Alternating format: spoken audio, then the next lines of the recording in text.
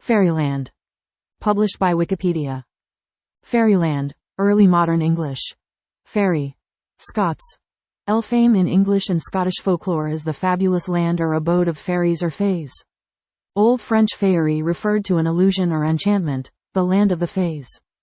Modern English fairy transferred the name of the realm of the fays to its inhabitants, e.g., the expression fairy knight in Edmund Spenser's The Faerie Queene refers to a supernatural knight, or a knight of fairy, but was later reinterpreted as referring to a knight who is a fairy. Folklore. Fairyland may be referred to simply as fairy or fairy, though that usage is an archaism.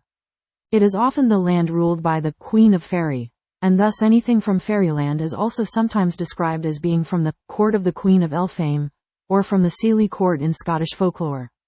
The Scots word Elfame or Elfine, Fairyland, has other variant forms, attested in Scottish witch trials, but Elfhame or Elfame with the hame stem were conjectural readings by Pitcairn.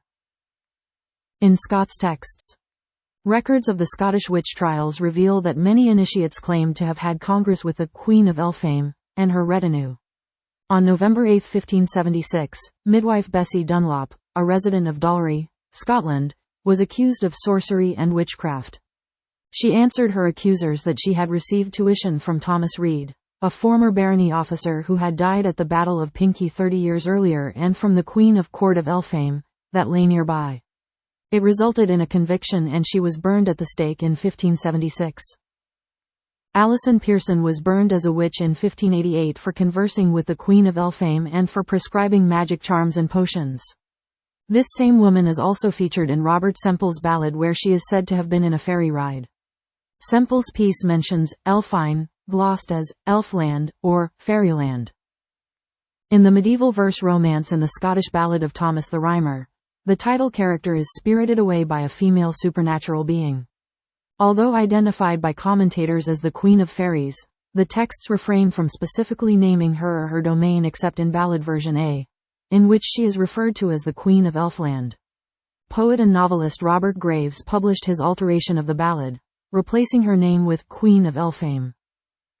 I'm not the Queen of Heaven, Thomas. That name does not belong to me. I am but the Queen of fair Elfame. Come out to hunt in my folly. Elfame or Elfland is portrayed in various ways in these ballads and stories, most commonly as mystical and benevolent but sometimes as sinister and wicked. The mysteriousness of the land and its otherworldly powers are a source of skepticism and distrust in many tales. Additional journeys to the realm include the fairy tale, Childe Roland, which presents a particularly negative view of the land.